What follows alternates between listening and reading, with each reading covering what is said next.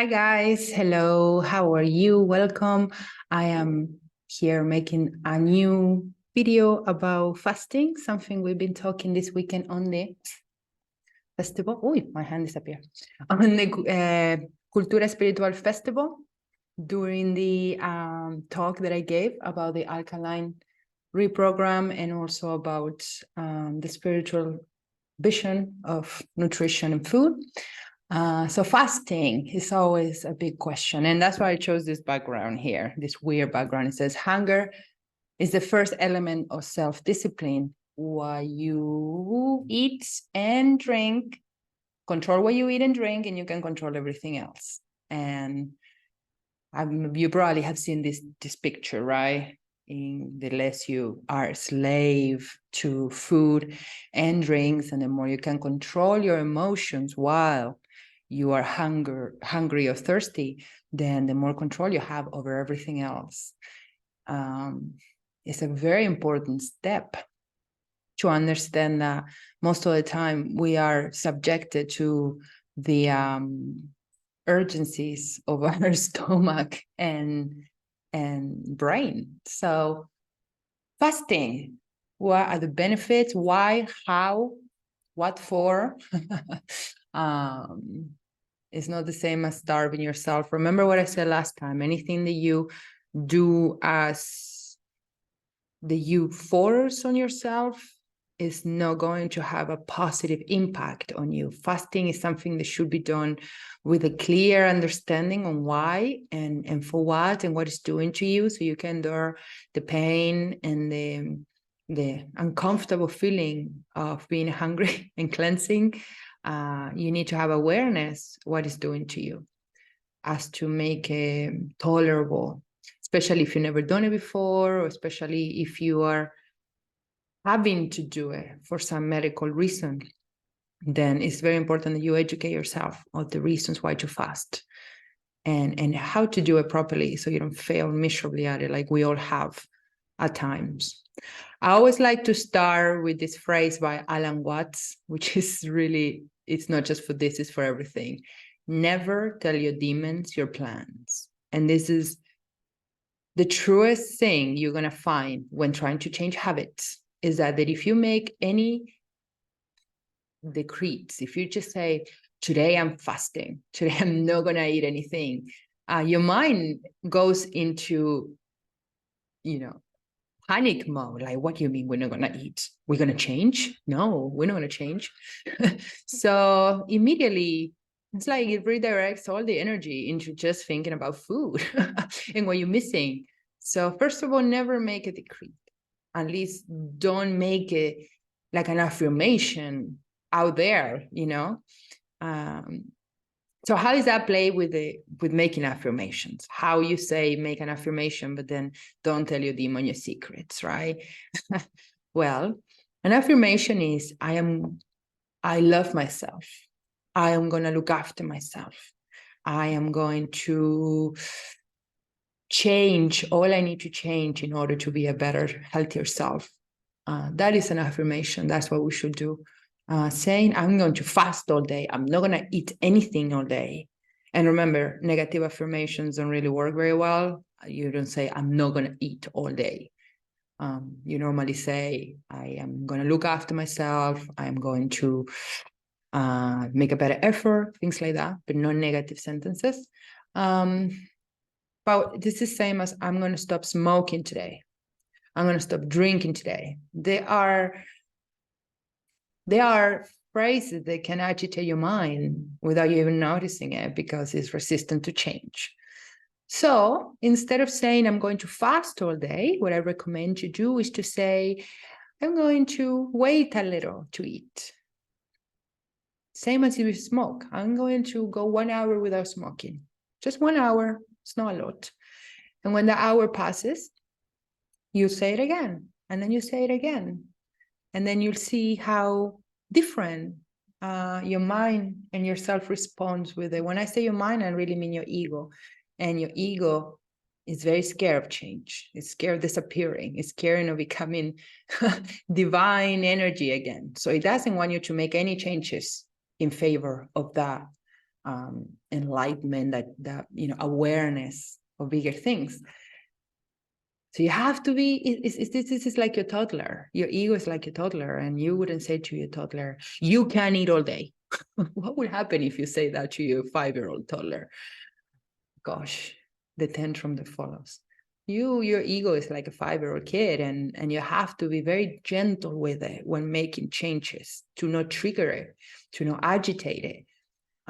So to change these things, these patterns, you have to be very gentle. Just go slow, but little by little, layer by layer, just saying, we are going to improve. Today, we're going to try to eat less. We're going to do our best, but don't make the creeps. No. It agitates you. Positive or negative, they agitate you. So yeah, that's how you approach mentally in fasting. Ways of fasting. There is all kinds of fasting.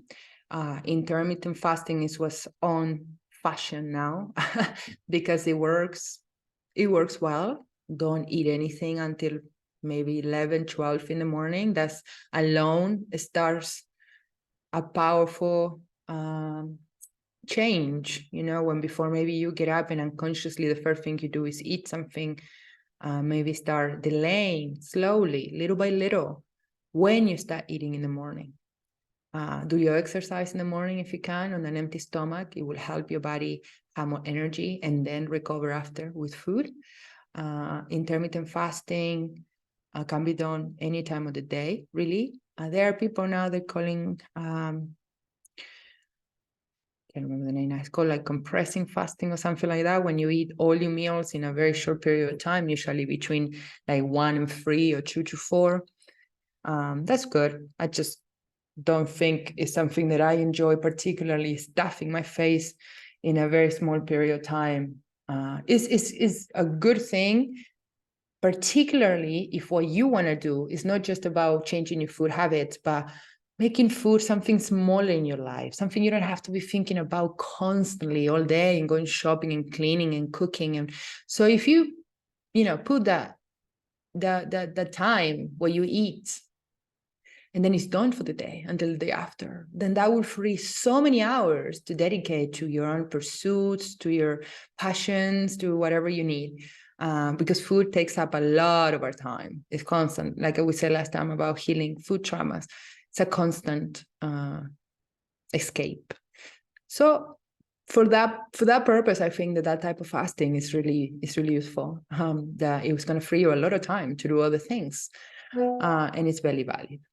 So another thing, another way of fasting is the way I do it, which my friend Michelle taught me, which it was been the best way for me to learn to fast. Because before I used to fail because I would say, okay, I'll get up and I won't eat anything until the day after. Maybe I'll drink water, maybe I have tea. And oh my God, halfway through the day, it's just like, whoa. All I can think about is food. I'm starving. I'm really hungry. It's a long day still until tomorrow. So a better way to fast was to say, okay, I'll eat at 5 p.m. I'll have a meal, and then I won't eat again until the day after 5 p.m. That is still a 24-hour fast, only it doesn't feel that long because you halfway through the day, you're going to eat both days. So you have that to look for, and you're just not feeling like, okay, I have to go a whole sleep. Because if you do it a whole day through your sleep, then it's going to be more than 24 hours. You got to add the 8 hours the extra that you sleep. So it's a lot of hours to start. So 5 p.m., make a nice meal, healthy meal, and then fast until the day after. A lot of people do that once a week, normally Sunday. It's a bit against our nature to fast on Sunday because we tend to have Sunday like the family meal day, right? And it's hard. For us, it's really hard because it's the only day we have as a family. So, we enjoy eating together. But I see why for a lot of people it's a day dedicated to rest, and the stomach needs to rest too. So you can give Sunday as your fasting day, and because you don't have to work It helps because then you can do whatever you want. You can go for a walk, you can go lay in the sun, you can go for a swim, things that take your mind off food that you enjoy doing. So that's a good day to fast. Religions normally, it's a day of, it's a holiday. Holiday, no, one word, two words, holiday. So you can dedicate it to spiritual pursuits. That's what I mean, like use Sundays for self-service in your spiritual path. So what things I've learned from fasting myself, I've done up to 3 days of fasting. The first time I did it was incredibly painful. I'll be honest with you. I don't want you to go all the way there and then find yourself like, I don't know, because like I said, the most important thing with this is always awareness and knowledge. So if you don't know what to expect when you're going to be fasting, then you may find it really hard. If you drink coffee, especially coffee, but any other caffeinated drinks, if you have lots of sugar in your diet, if you have cholesterol, if you have, all the bodies, what you can expect with 1 day fast is really good for you. But I don't think you're going to see the same, you're going to feel the same effects as if you do a 48-hour, 72-hour fast at least. If you do that type of fasting, for example, the first time that I fasted, when I did the 3-day fasting, when I was about 40 hours into the fasting, I was feeling, how can I say this? I kept telling myself I needed to take my mind off food. So I kept trying to do a lot of things to do that. And I went for a run. And that was the biggest mistake I could make. I felt so sick afterwards, so sick. I had to lay down. I had to put, towels on my head. I had to, and then I asked why do I feel so sick? And I had this post come up in my phone, and it said, like, if you're going to fast, your body needs nourishment. If you're going to fast, you have to make sure your body is as inactive as possible, so it's not demanding energy. So you can fast and go and run. You can fast and keep your routine as it normally goes. This is what I'm telling you. It's hard to fast when you have to go to work. And this is why people go fasting to other places, so they can have that peace of mind. So forget about physical work if you're fasting. Forget it. It's just going to kill you. It's going to make it so much harder. Meditation, even reading can be hard. Even watching a movie can be hard when you're fasting, because the body is very busy. Even though you feel like you're doing nothing, your body is very busy doing a lot of work when you're fasting.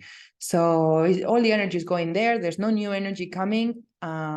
It's like spring cleaning, basically. You're throwing away a lot of stuff and things are coming out.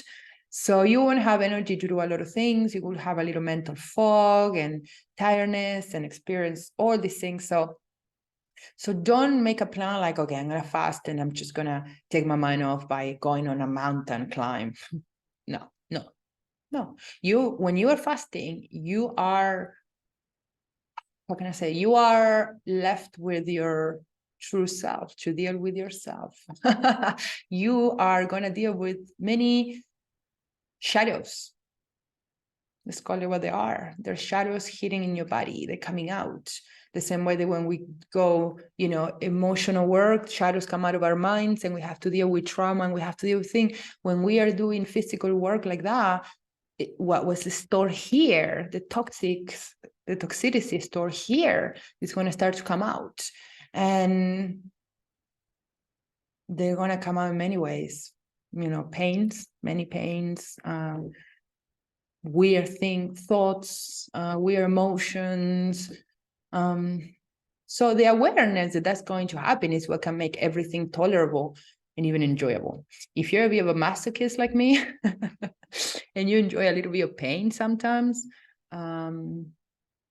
fasting can do that for you. Because when I went fasting for the first time that I went for a couple of days fasting, I went cold turkey on a lot of things. I was working in the summer and I had a very bad diet for the standards I normally have. I was drinking coffee every day. I was having sugar with the coffee because, plant-based milk, most of them, if not all of them, are processed with oil and sugar. So if you go to a coffee shop and have even coconut milk or whatever, it's processed with sugar.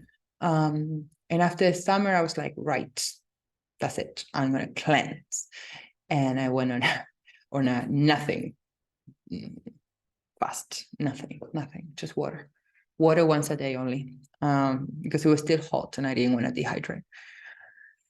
So the first thing that happened was I felt great, but I went for that run. So then I felt horrible. I lay down, I felt better. The day after, I felt worse. When I say this, people laugh always. I had this back pain so bad. I was afraid I may have been pregnant because I felt like labor pain. And I was a bit desperate thinking what it could be because I couldn't sleep. It was not just the days that I was fasting afterwards because I didn't go back to eating right away.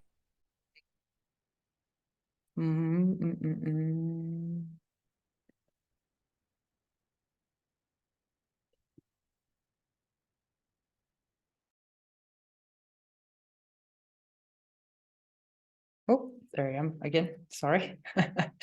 I started I came back to food slowly. I didn't jump again into eating everything, but I had this horrible back pain, both sides of my back, lower lumbar kind of. Every time I went to bed, I lay down, it would be excruciating. I couldn't sleep. So I have to get up 3 a.m. I was walking the dog around the campo because I couldn't sleep. And I was a bit worried. I was worried for many reasons. So I did some research. I was trying to really figure out what it was. And it was apparently going cold turkey with coffee can send your kidneys into shock. It's weird, right? You think, but it does.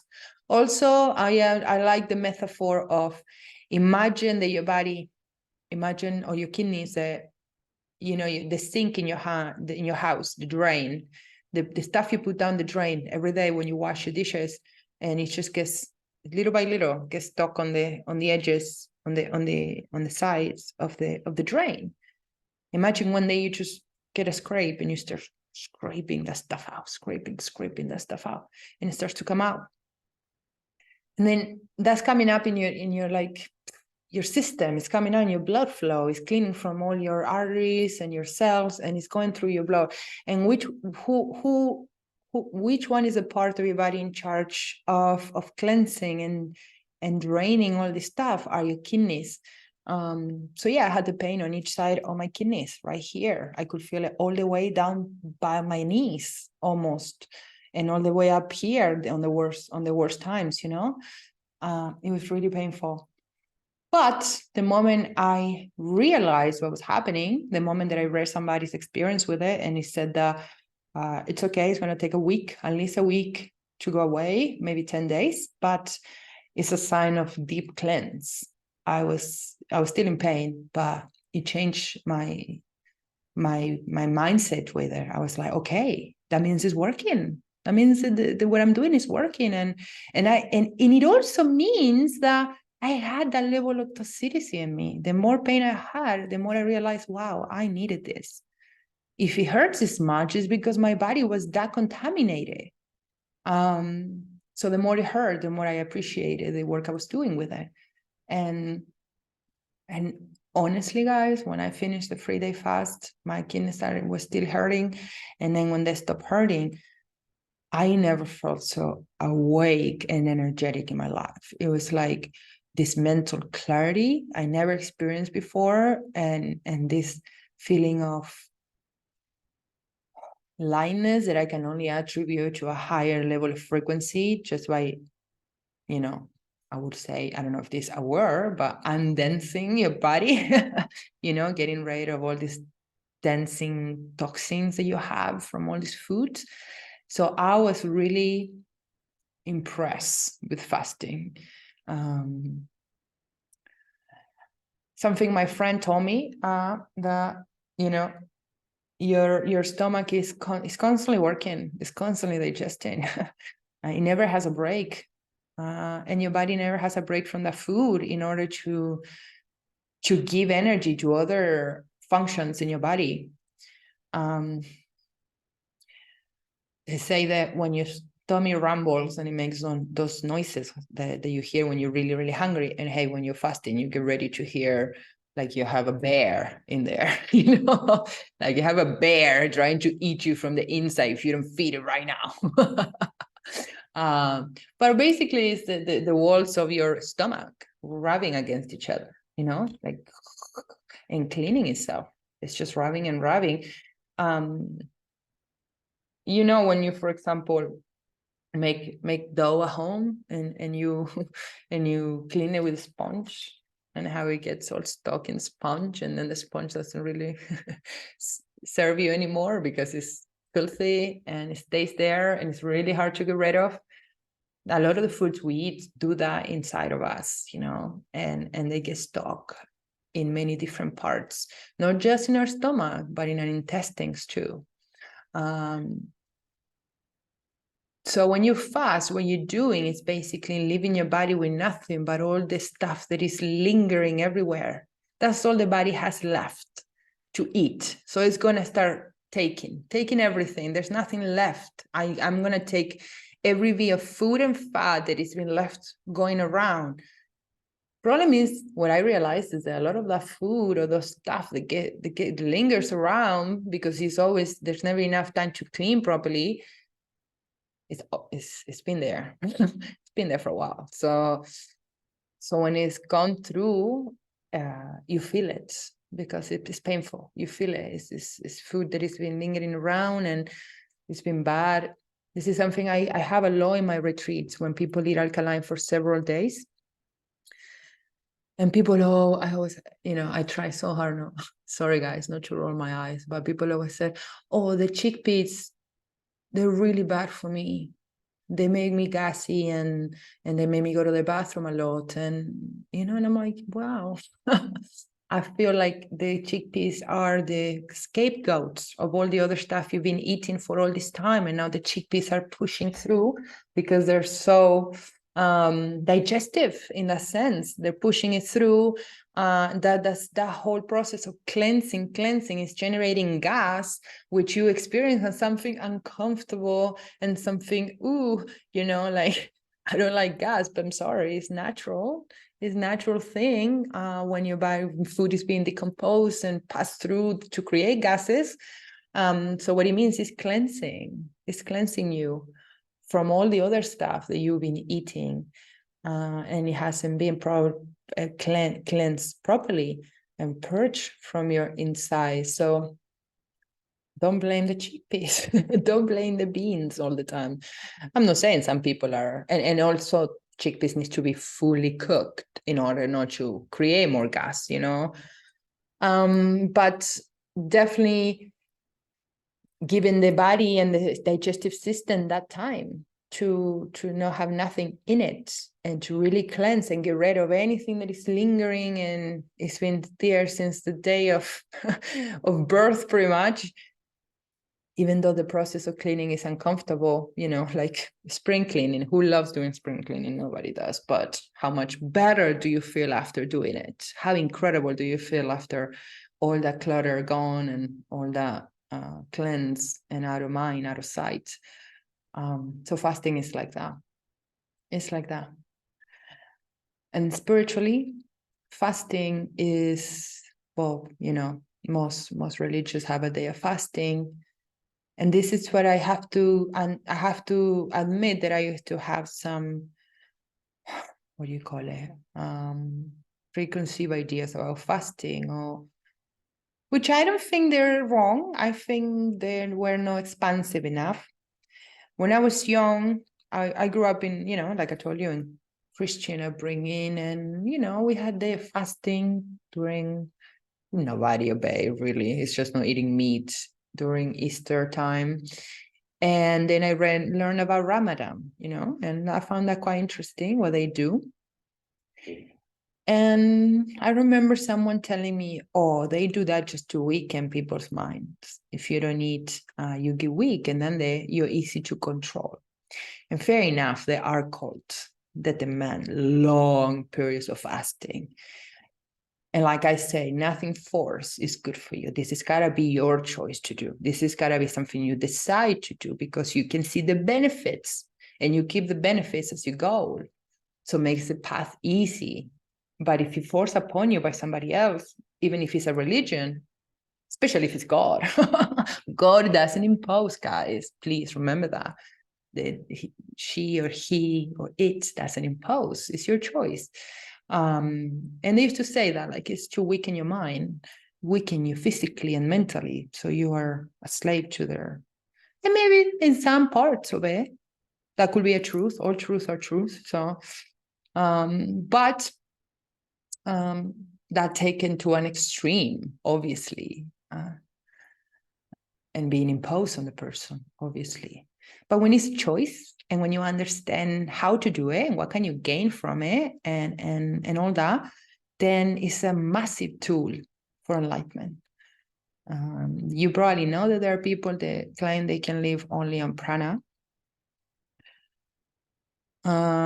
Spiritually, when you are fasting, the best thing you can do is just lay down and be in your body. Your body, no digesting, no doing all these processes that you're trying to do, just resting.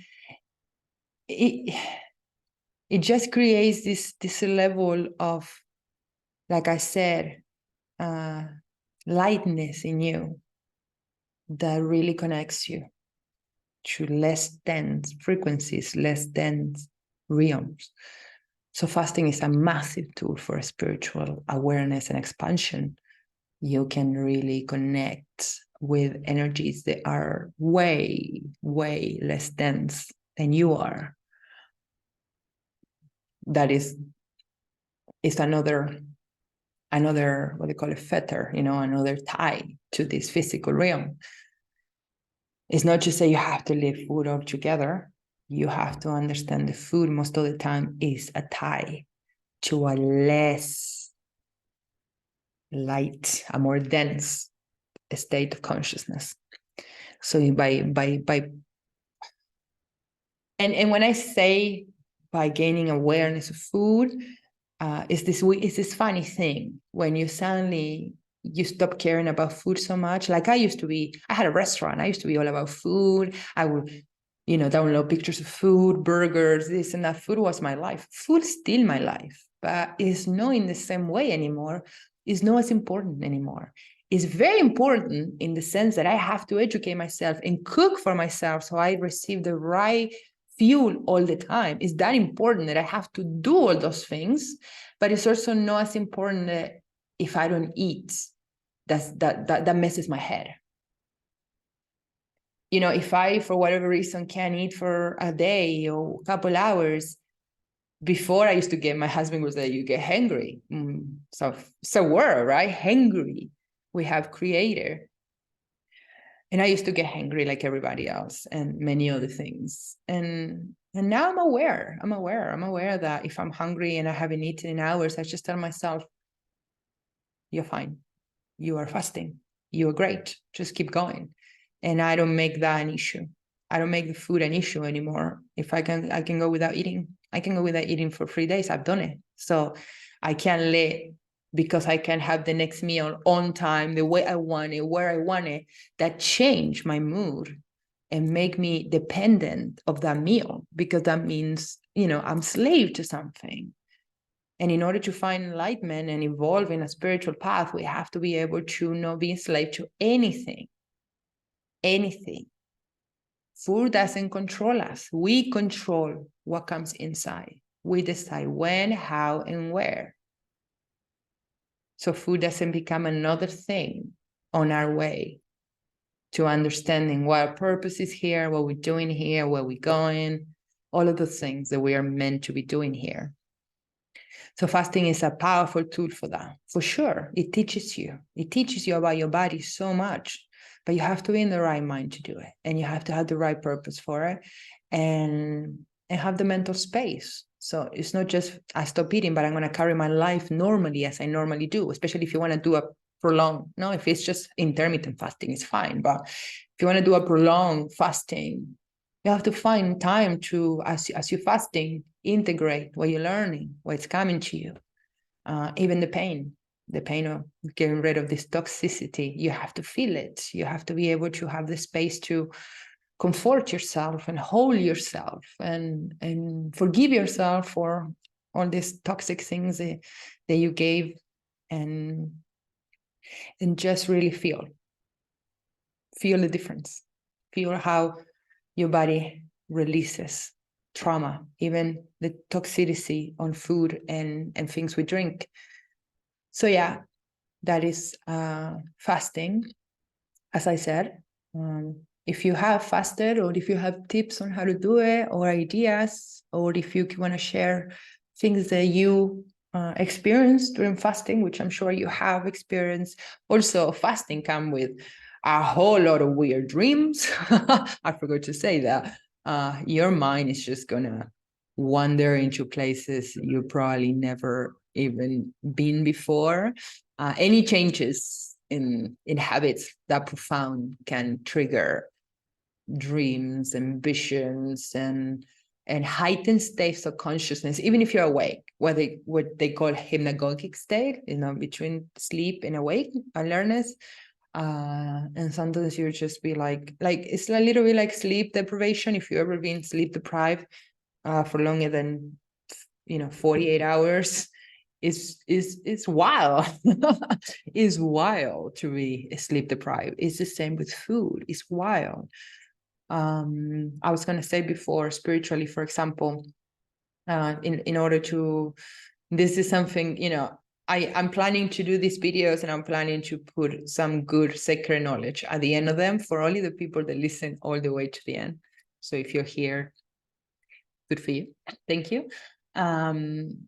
Secret knowledge is something that needs to remain secret, so only those that really seek can find it, and it is meant to be secret. Hermetic secrets. And in the secret alchemical books, fasting is such an important tool of the alchemist toolbox, because it creates visions. It creates vision like any psychotropic plant could, or mushroom could.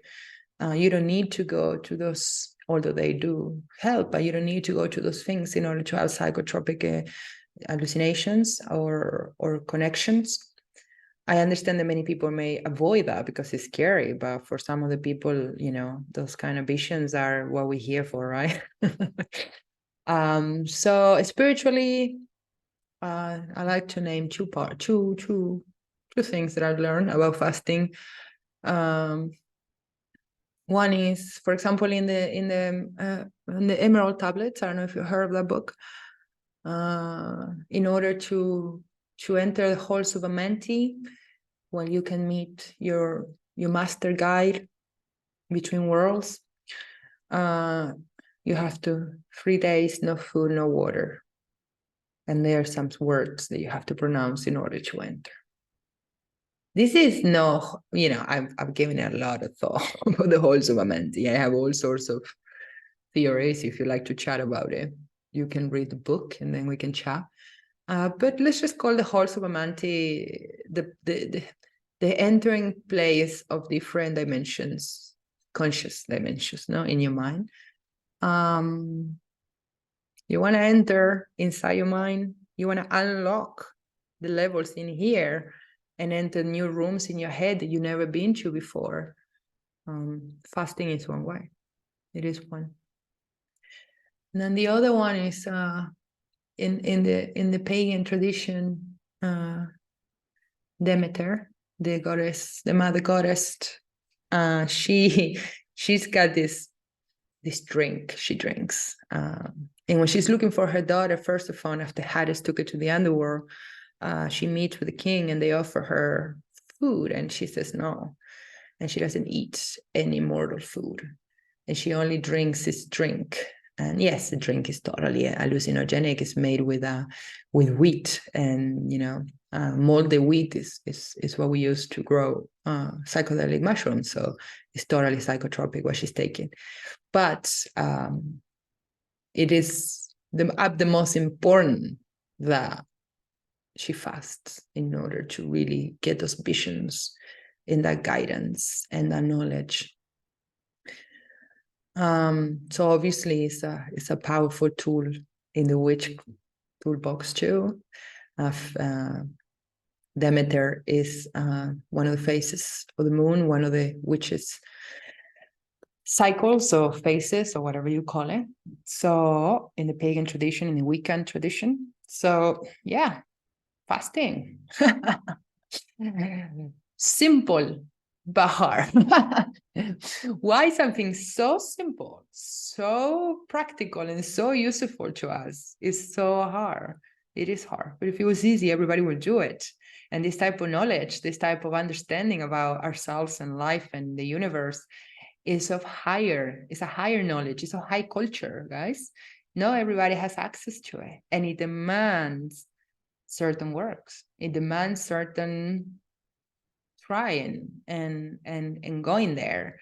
And what does the Emerald Tablet say? Bring to me no one weak in his purpose. And I don't remember now the whole phrase, but says you have to make the effort. You got to make a real effort to get to know yourself. And that's how you know existence. And fasting can do that because it can heal your body completely. And in order to know reality, you have to have a clean body. You have to have a clean source of vital energy inside of you. And fasting is a quick way to really clear all toxins. That is going to hurt. Just prepare yourself. I recommend that you also, if you want to try fasting, but you're a bit scared of it, or you try and fail before and it wasn't what you thought and all that, then you go to a retreat. It's a massive difference. The last retreat I did, we didn't fast, but one of the women, they were there and they were there for a whole week. So I knew they were going to experience an alkaline diet for a whole week. It's something I don't always get to give people because retreats are usually two days, and sometimes people snack on other things. So it's really hard to keep the alkaline flow. But the women in this retreat were so open to it, so open. They had a day off to go and eat out, and they didn't want to take it just to continue on the alkaline work. So one of the women decided to give up coffee. And when she said that to me, I was like, oh, you're going to be in pain. I know. And yeah, she was in pain. She was in a lot of pain, and she seemed really, really lethargic and tired the whole time. And I would just try to not force her, but encourage her to eat a piece of fruit and bring her stamina up a little. But finally, the last day of the retreat, I saw her outside, and she was dancing by the pool, and she seemed euphoric. And I said, "How you feel?" And she said, "I feel amazing. I feel like different." And that's just one thing. That's just coffee. The things that you say, I need every day when you get up in your life and you say, I need a coffee, I need a drink, I need food. Those are things you don't need. Those are the things that are controlling you. They have a hold on you. They control you. You just say that to feel like you have some sort of power, but they control you, not the other way around. And one of the things that I always finish my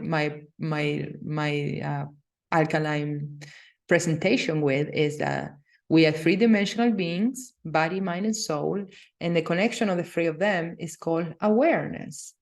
And one of the phrases by Dr. Sebi is, I'd rather you hating me for telling you the truth than you love me for lying to you.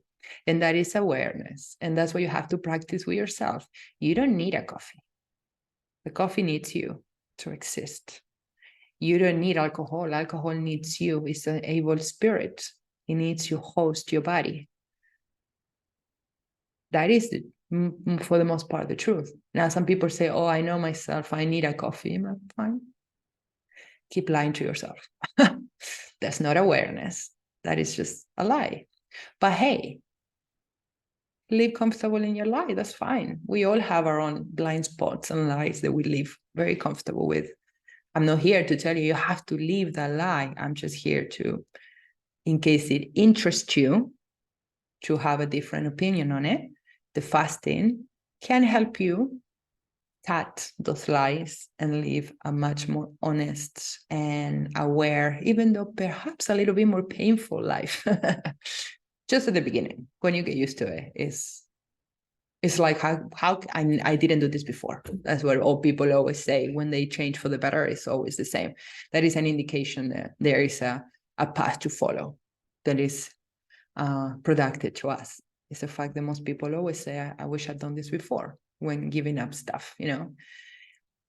If you've never done it, fasting or giving up coffee or alcohol, you can never know how you feel without it. I used to think I love Coca-Cola. I used to drink like 2 liters of Coke a day because I had it since I was a child, since I was a little kid. I never had a life when I didn't drink Coca-Cola to know whether I like it or no. And I drank it my whole life. And then when I stopped, I was suddenly like, oh God. Well, first I missed it, obviously. But then after a while, I tasted it again. And I was like, this is horrific. This tastes nothing like it tasted before when I used to drink it all the time.